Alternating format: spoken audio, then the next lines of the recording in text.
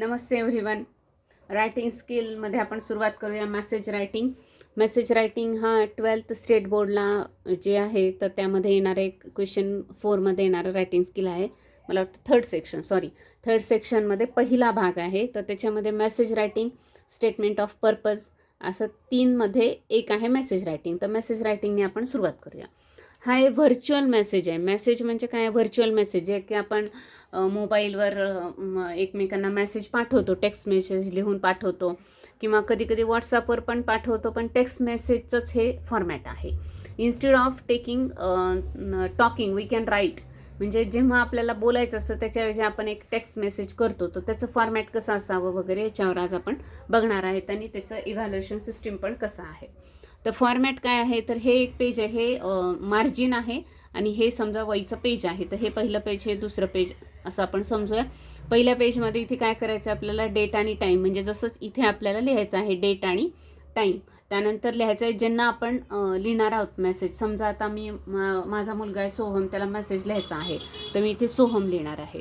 तसंच आपण प्रश्न दिलेला आहे, त्या प्रश्नामध्ये काय दिलेलं आहे त्यानुसार आपण लिहायचं आहे. आणि नेमका मेसेज या ठिकाणी लिहायचा आहे. काय आहे तो? खाली युअर्स फेथफुली वगैरे असं काहीच लिहायचं नाही आहे. नुसतं इथं समजा मी मला आई म्हणतो, तर मी इथे आई लिहिणार आहे. समजा जर माझी मैत्रीण आहे, तिला मला मेसेज लिहायचा आहे, तर मी माझ्या मैत्रिणीचं नाव लिहीन इथे आणि खाली मी लिहीन, म्हणजे इथं मी समजा पल्लवी लिहीन आणि इथे काय लिहिणार आहे तर मधुरा, म्हणजे माझं नाव लिहिणार. तर इथे युअर्स फेथफुली, डिअर फ्रेंड वगैरे असं काही लिहायचं नाही, फक्त नाव लिहायचं आहे, कॉमा. ॲक्च्युअल मेसेज म्हणजे नेमका काय द्यायचा आहे तो प्रॉपर मेसेज लिहायचा आणि खाली स्वतःचं नाव, जर नुसतं प्रश्न दिलेला असेल. तर आता आधी आपण त्याची लँग्वेज बघू आणि त्यानंतर त्याच्यावर क्वेश्चन कसे येतात हे बघूया. तर लँग्वेज कशी असते? तर याची स्ट्रेट आणि फॅक्च्युअल लँग्वेज पाहिजे.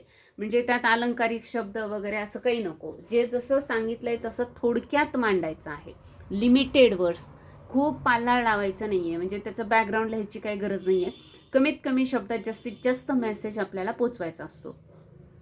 प्रॉपर इन्फॉर्मेशन म्हणजे जे आपल्याला कळाली ती इन्फॉर्मेशन आपल्याला दुसऱ्याला कमी शब्दामध्ये सांगता आली पाहिजे. हे मेसेज रायटिंगचं एक स्किल आहे. हू, व्हेन, व्हेअर, व्हाय, व्हॉट याचे प्रश्नांची उत्तरे त्याच्यामध्ये असतात. कोण आलं होतं, कुणी मेसेज दिला, कधी दिला, कुठे दिला आहे किंवा कुठे जायचं आहे तुला, कशामुळं जायचं आहे, काय करायचं आहे, या सगळ्या प्रश्नांची उत्तर आपल्याला 3 ते 4 ओळीमध्ये लिहायची असतात. तर 12thला 4 मार्क्ससाठी हा मेसेज रायटिंगचा क्वेश्चन आहे आणि CBSE बोर्डला 6th, 7th, 8th इकडे सुद्धा इंग्लिशला 4-5 मार्क्ससाठी मेसेज रायटिंग असतं. कधी कधी 3 मार्क्ससाठी पण असतं, पण 4 मार्क्ससाठी जनरली दिलं जातं. तर यामध्ये काय आहे? इनडायरेक्ट स्पीच वापरायचं आहे. कारण कसं असतं बऱ्याच वेळेस प्रश्न की समजा मी घरी नाही आहे आणि माझी एक मैत्रीण आली आणि तिने मला सांगितलं की उद्या आपल्याला पिकनिकला जायचं आहे.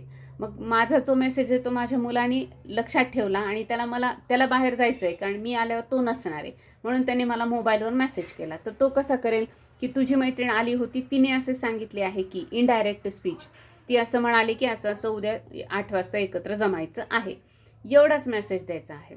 करेक्ट वर्ड्स यूज करायचे आहेत, जसं की told, asked, requested, sed, suggested. यापैकी काय आहे?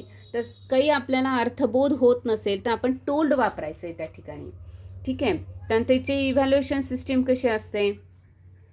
तर इव्हॅल्युएशनमध्ये 4 किंवा 5 मार्क्ससाठी आहे. डेट आणि टाईम लिहिणार आहेत आपण, त्याला हाफ मार्क. सेंडर किंवा रिसिव्हर्स नेम जे आहे तर त्यासाठी आहे हाफ मार्क, म्हणजे ज्यांना मेसेज आपण लिहिणार आहेत. कंटेंट आहे त्याला आहे 2 मार्क्स आणि फॉर्मॅट, ग्रामर, नीटनेस याला एक 2 किंवा 1 मार्क. जर 4 मार्क्ससाठी असेल तर 1 आणि नसेल तर 2 मार्क्स या ठिकाणी असतात. आता क्वेश्चन्स कसे येतात पहा. यामध्ये एकतर काय केलेलं असतं, सरळ एक कॉन्व्हर्सेशन दिलेलं असतं. समजा सोहम अँड मदर किंवा टीचर अँड स्टुडंट असं कॉन्व्हर्सेशन दिलेलं आहे आणि मग त्या कॉन्व्हर्सेशनमधनं आपल्याला लक्षात घ्यायचं असतं की कोण कुणाला काय मेसेज देणार आहे.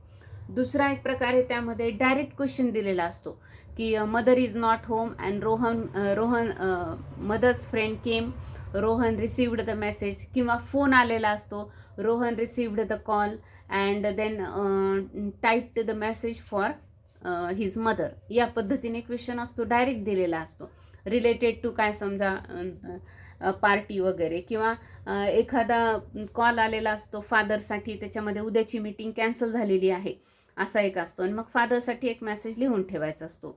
पण तो ऋषी आणि फादर यांच्यामधला संवाद असेल, कॉन्व्हर्सेशन दिलेलं असतं या पद्धतीने, किंवा डायरेक्ट क्वेश्चन असतो मग त्याच्यावरून आपल्याला लक्षात घेऊन मेसेज लिहायचा असतो. इन्फॉर्मेशन जे आहे, कधी कधी इन्फॉर्मेशन दिलेली असते नुसती आणि त्या इन्फॉर्मेशनवरून आपल्याला मेसेज तयार करायचा असतो. आता हे 4th स्टँडर्डला पण आहे, 6th ला, 10th ला, 12th ला सगळीकडे मेसेज आहे, पण त्याची डिफिकल्टी लेवल जी आहे ना ती जराशी वाढते प्रत्येक ठिकाणी आणि त्यानुसार आपण ते शब्द यूज करायचे असतात.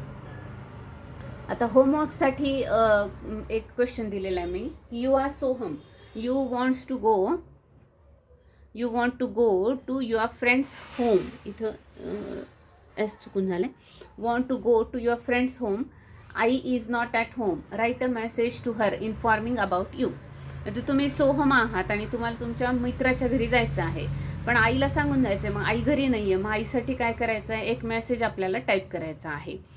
तर मग तो मेसेज काय असेल, तर मी असं समजा I am going to my friend's home, I will be here और I will come to home at 6 PM आणि खाली सोहम असं लिहायचं आहे. म्हणजे वरती काय लिहिणार आहे, आई, आणि खाली जो सेंडर आहे तो कोण आहे, सोहम आहे. There is call from father's office, he said the meeting is postponed. फादरच्या ऑफिसमध्ये एक कॉल आला आहे आणि मीटिंग पोस्टपोन झालेली आहे. You have to go to school, write a message to your father informing the same. Father घरी नाही आहेत आणि तुम्हाला पण स्कूलला जायचं आहे, मग तुम्ही फादरना काय करणार आहेत, सांगणार आहेत. तर तिथे काय लिहिणार, समजा डॅडी, पप्पा, फादर काय असेल ते वरती लिहायचं आहे. तिथे डिअर वगैरे लिहायची गरज नाही आहे, हे आपण आधी सांगितलेलं आहे. तर father, I received one call from your office and your tomorrow's or today's meeting is postponed to Wednesday. एवढंच लिहायचं आहे, बाकी फार लिहायचं नाही आहे की मी इथं उभं होतो, मग बाहेर गेलो होतो, मग नंतर कॉल आला, मग मी घेतला वगैरे, याचं काही संबंध नाही. आपल्याला फक्त काय मेसेज आहे ना तो कमीत कमी शब्दामध्ये फॉरवर्ड करायचा आहे, ज्या व्यक्तीसाठी आलेला आहे त्यांच्यासाठी. तर या पद्धतीने हे मेसेज आपण लिहून बघायचे आहेत. मी ॲक्च्युअल मेसेज इथे लिहून दाखवलेलं नाही आहे, कारण की ते अकॉर्डिंग टू पर्सन ते चेंज होतात.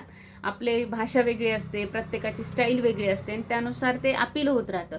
त्यामुळे ते लिहायची गरज नाही आहे. मी फक्त या ठिकाणी होमवर्कला क्वेश्चन दिलेले आहेत.